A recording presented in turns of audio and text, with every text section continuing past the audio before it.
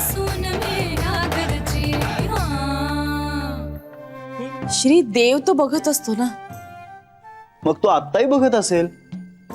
मग मी उपास केल्यानंतर काय तो माझ्याकडे एक्स्ट्रा लक्ष देणार आहे का? श्री, आपले पूर्वज सुद्धा असं करून देवांना प्रसन्न करण्याचा प्रयत्न करत होते ना. वाचलेस ना तू. अशाने देव पावतो रे. त्यानंच दिलेल्या पोटाला उपाशी ठेवून, आपल्याला त्रास करून घेऊन, आपली ऍसिडिटी वाढवून. मोठी आई अगं, आशाने देव नाही पावत. श्री, आपल्याला महत्वाचं काहीतरी मिळवायचंय ना, मग त्यासाठी काहीतरी मोठंच करायला लागणार. आणि तू असं समज ना की तुझ्या मनाविरुद्ध तुला हे करावं लागतंय. हीच देवाच्या पायाशी तुझी सेवा. नाही नाही सरू मावशी, हे असं देवाशी डील करण्याची काय गरज आहे? तो जे करतो ते चांगल्यासाठीच करतो, इतका विश्वास आपल्या मनात असला की पुरे झालं. मग त्या उपर ह्या वाटाघाटी कशासाठी? वाटाघाटी नको रे म्हणू श्री. विश्वास असतो तो. आई अगं, ह्या विश्वासाचं तर ऍडिक्शन होतं, ते जास्त गंभीर असतं. आपण असं समजूया की योगायोगाने आपण उपास तापास केले आणि आपल्या मनातली इच्छा पूर्ण झाली, तर मग लोक याच गोष्टींवर विश्वास ठेवायला लागतात. त्यांना असं वाटतं की हे केल्यामुळेच सगळं चांगलं घडतंय. मग त्यांना असं वाटतं की मग एकच दिवस कशाला, 4 दिवस उपास करू, आणखीन इच्छा पूर्ण होतील. हे अनएंडिंग असतं, ह्याला शेवट नसतो. श्री, पण आम्ही असा अतिरेक नाही करत आहोत. अगं बेबी आत्या, पण आपण नकळतच ह्या सगळ्या गोष्टींवर अवलंबून राहायला लागतो. नकळत गोष्टींचा ना आपण संबंध जोडायला लागतो. त्यापेक्षा स्वच्छ मनानं, खरेपणानं, मनातल्या मनात आपण देवाशी बोललं ना की देव आपल्याला मार्ग दाखवतो, धीर देतो आणि आत्मिक बळही देतो. मग तुम्हाला जसं हवंय तसं, तुमच्या मनात जे काही आहे ना ते घडतंच. बघा, मी म्हंटल होतं ना श्री ऐकणार नाही काय म्हणून. आई अगं, मी तुम्हाला कुठे नाही म्हणतोय. हा ज्याच्या त्याच्या विश्वासाचा प्रश्न आहे. मी तुम्हाला नाही म्हणत नाहीये, तुम्ही करा ना. फक्त यात मला अडकायचं नाही, इतकंच. म्हणजे कसं होतं ना की मी काहीतरी करतो, मग त्या बदल्यात तू काहीतरी कर. ही अशी बिझनेस डील्स ऑफिसमध्ये होतात. देवाशी असं डील नाही करायचंय मला. मला त्याच्याशी एक निर्मळ नातं निर्माण करायचंय. मला त्यात जास्त रस आहे. म्हणजे मैत्रीचं नातं किंवा आई आणि मुलाचं नातं असतं ना, तसं निर्मळ नातं, ज्यात कसलीही देवाणघेवाण नसेल. कळलं?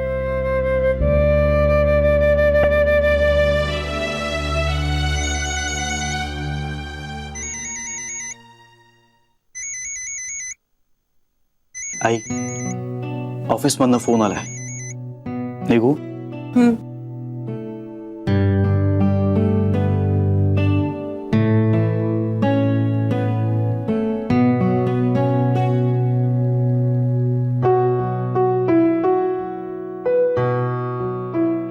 बाय.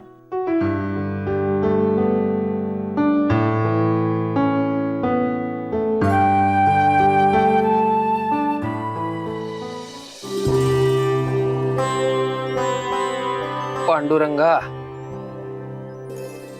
तुझ्या कृपेने पावसाला छान सुरुवात झाली रे बाबा.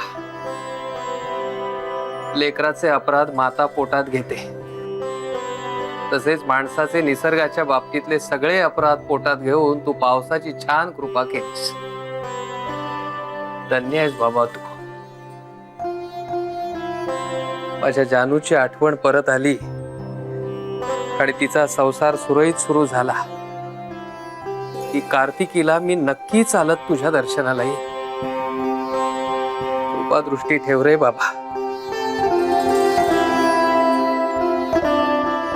अरे, तू कधी इथे येऊन उभी राहिलीस? आत्ताच आले. तुमची प्रार्थना चालू होती ना तेव्हा. काय मागितलं तेवढं पांडुरंगाकडे? काय मागणार? माझ्या मुलाबाळांचं सुख. बाबा, कधीतरी मला छान चालता येऊ दे असं मागा की. त्याला तो काय करणार? का तुम्हीच म्हणता ना सगळ्याचा करता करविता तोच असतो म्हणून. म्हणून काय त्याला आणखी आणखी कामं सांगायची? हे कर ते कर, मग ते झालं की ते कर. सगळीच कामं तो करायला लागला तर आपण माणसाने काय करायचं? एकीकडे असं म्हणता आणि दुसरीकडे कार्तिकीला त्याच्या दर्शनाला जाण्याचा ध्यास घेता. सगळं माणूसच करणार असेल तर मग त्याच्या दर्शनाने तरी काय होणार आहे? देवाचं दर्शन हे केवळ निमित्त आहे बाळा. म्हणजे कृतज्ञता व्यक्त करण्याची ती एक छोटीशी जागा आहे बस. की बाबा रे, तू निर्माण केलेल्या जगामध्ये निसर्गाने घालून दिलेल्या नियमांनुसार मला जगायची संधी लाभली, याबद्दल आभार. इतकंच म्हणायचं असतं, बाकी काही नाही. म्हणून देवळात गेल्यानंतर आपल्याला खूप शांत वाटतं. सुखदुःख, रागलोभ, द्वेष, असूया, मत्सर या सगळ्या मानवी भावभावनांना तिथे स्थानच नसतं. या सगळ्याच्या पलीकडे तो आहे आणि म्हणून आपण त्याच्या पायावर डोकं ठेवायचं.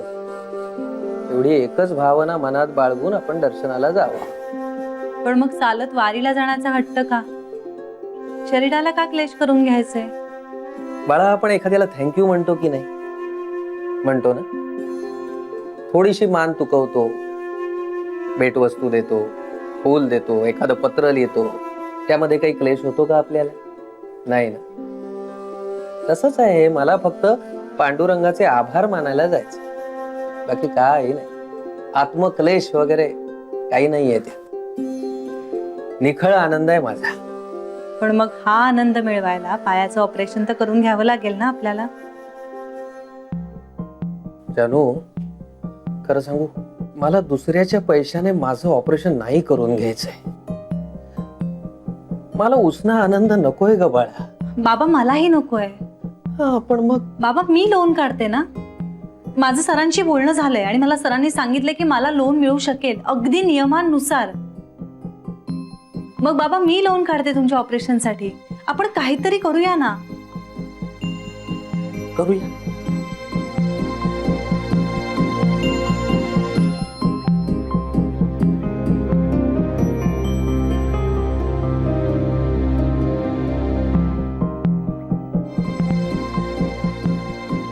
बाबा, हे आपण बोललोय ना या आधी? पण पहिल्यांदा नाही बोलत होत आत्ता, हो ना? हो हो, बोललोय आपण हे. आठव बाळा. आठवत नाहीये नीट. गडबड होते काहीतरी, डोक्यात सारखी गडबड होत राहते. जानू, तुझ्या तब्येतीचं सगळं सुरळीत झालं ना की मी आधी कार्तिकीला जाऊन पंढरपुरात पांडुरंगाचं दर्शन घेऊन येईन, त्याचे आभार मानून येईन आणि मगच करू आपण माझं ऑपरेशन. पण दुखऱ्या पायाने कसे जाल बाबा? तोच बळ देईल. पण बाबा, खूप वेळ आहे, बोलू आपण नंतर. तुला उशीर होतोय ना ऑफिसला. जा, आटप बाबा, आटप लवकर.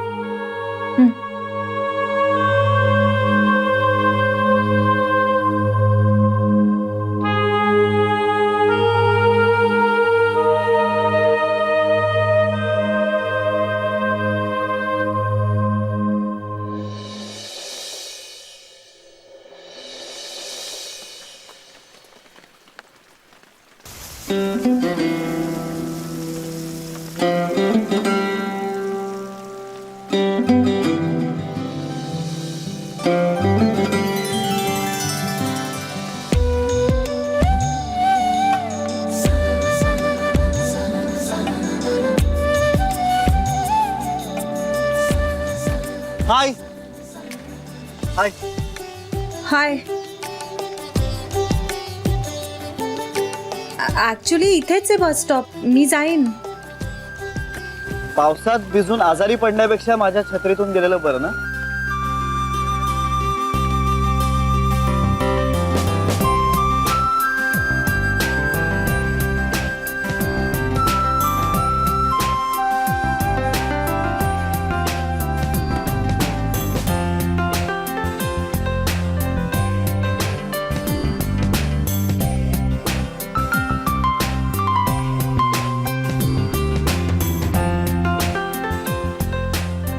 बरेच दिवस पाऊस आलाच नव्हता ना, त्यामुळे छत्री नाही घेतली. आणि आज नेमका असा अचानकच आलाय, धो धो. खूप दिवस झाले भरून आलो होतो बिचारायला. आज कोसळलाय. आता बरं वाटेल त्याला.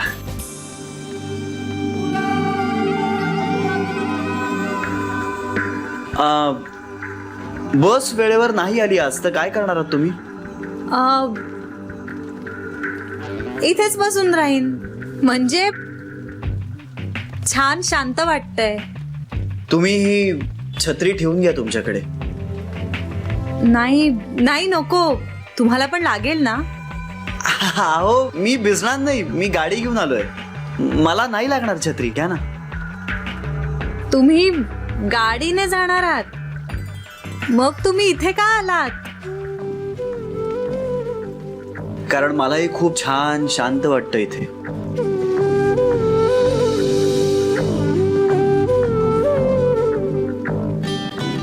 घ्या ना प्लीज. नाही खरंच नको. या छत्रीनं मला कोणाशी तरी जोडलंय. खूप लकी छत्री आहे माझ्यासाठी. तुमच्या अशीच कोणीतरीने दिली आहे का तुम्हाला ही छत्री? हो. मग तुम्ही ती मला का देताय? तिला वाईट वाटेल ना.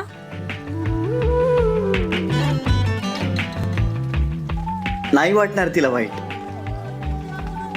तिचं मन खूप मोठं आहे. अहो. तुमचंही.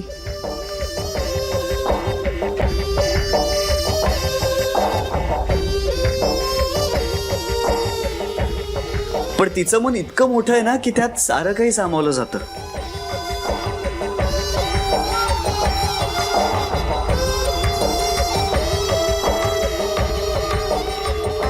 न भेटताच आवडायला लागलीये ती मला.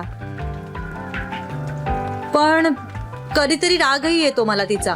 का?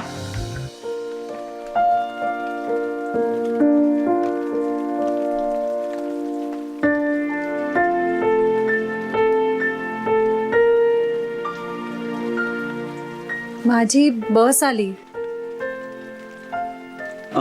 ही छत्री ठेवा ना तुमच्याकडे.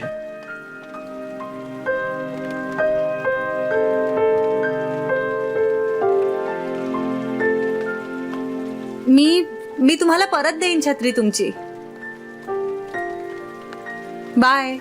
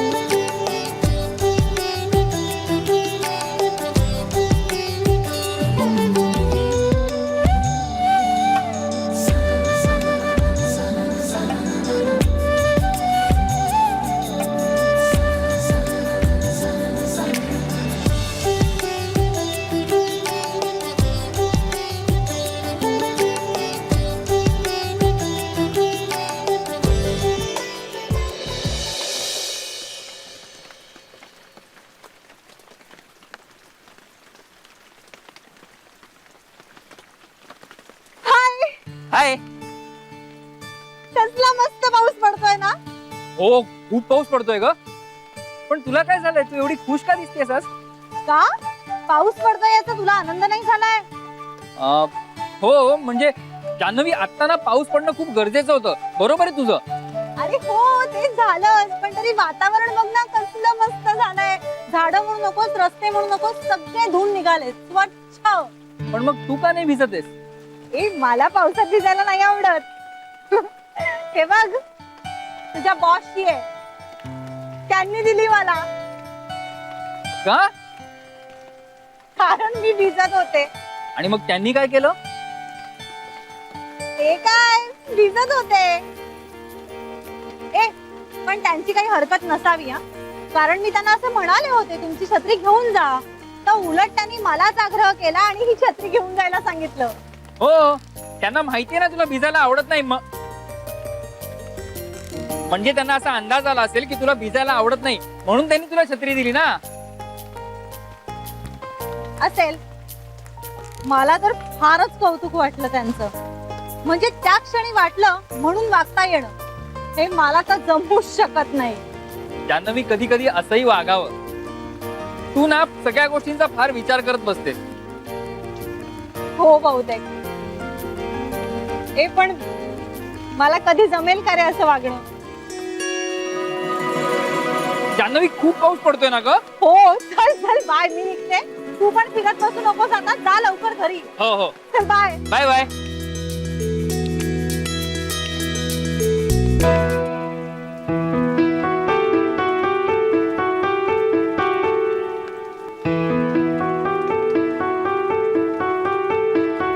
नेमकं हे सगळं झालं ना तेव्हा मी इथे नव्हते. असतीस तर काय केलं असतीस? मी डॉक्टरांना आणि तिच्या आईला सुद्धा बुजावलं असतं. कारण काही का असे ना, ती आता त्या घरात जाणार नाही. अक्क सरे, अक्क पण इलाजच नव्हता काही. आम्ही होतो ना तिथे, तिची आई किती भांडत होती आणि आम्ही काय आनंदाने पाठवलंय का? पण आता किती दिवस झाले आणि आता हळूहळू बरी होतीये ना ती. हो. मला काय वाटतंय सांगू? आपण ना आता ठरवायला हवं, काय वाट पाहायची का वाट पाहायची नाही. म्हणजे जान्हवीची मेमरी परत येईपर्यंत निमूटपणे वाट पाहायची किंवा तिला सरळ सांगून टाकायचं सगळं. निमूटपणे वाट पाहायची.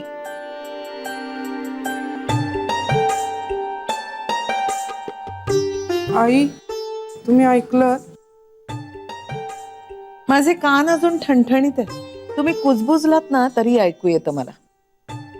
तुम्ही नुसता विचार जरी केलात ना तरी कळेल मला.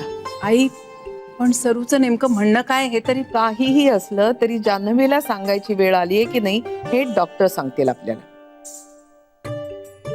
उफ, काय धमालच.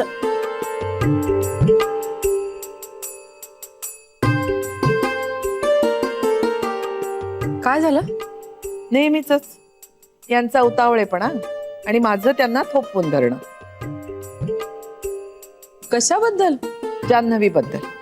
अजूनही तिला सरळ सरळ सांगून टाकूयात असं वाटतंय यांना.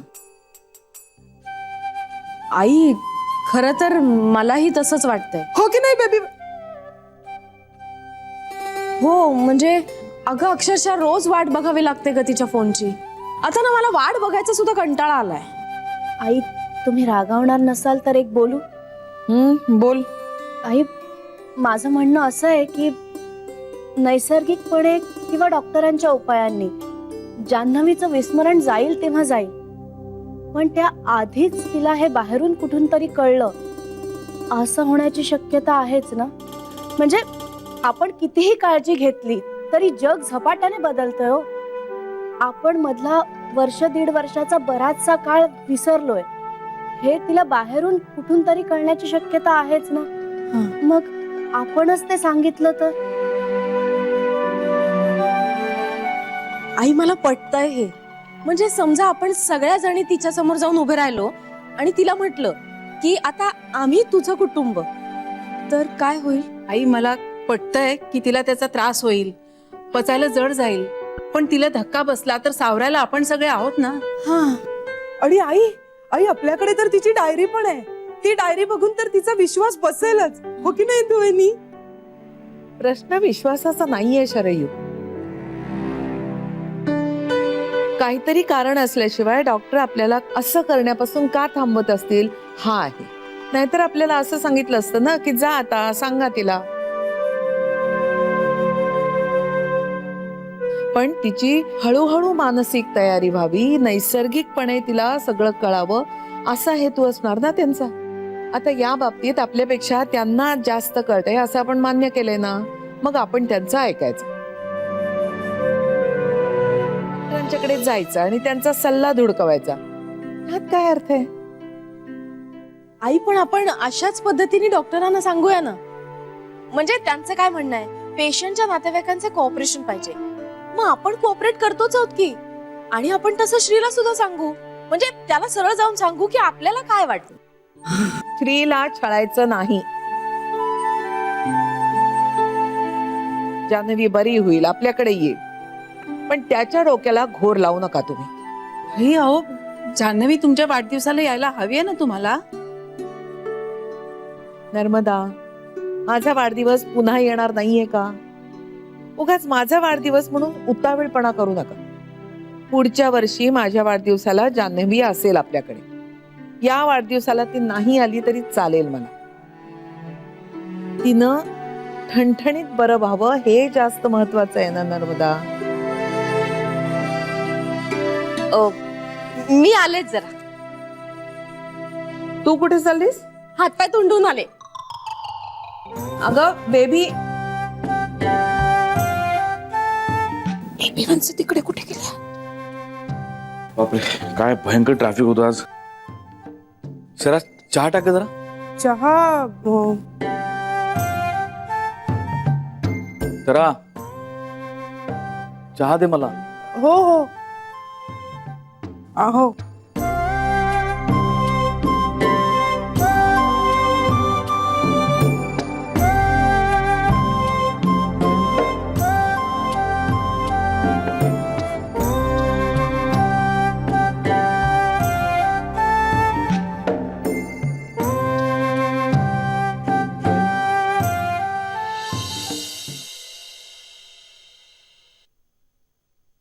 तुझीच वाट बघत होतो, फोन करणार होतो आता. का हो बाबा? अगं अचानक पाऊस सुरू झाला, तू छत्री नेलेली नाही. म्हटलं ही आता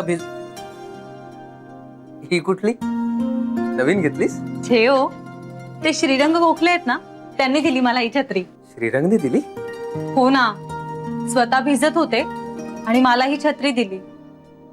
आता तर मला या छत्रीचं ओझंच वाटायला लागलंय बाबा. नाही बाळा, मदत करण्यासाठी जसं मोठं मन लागतं ना, तसंच मदत स्वीकारण्यासाठी सुद्धा एक मोकळं मन लागतं. श्रीरंग सारख्या निर्मळ मनाच्या माणसाकडून मदत घ्यायला काहीच हरकत नाही. या मदतीचं ओझं नको वाटून घेऊ.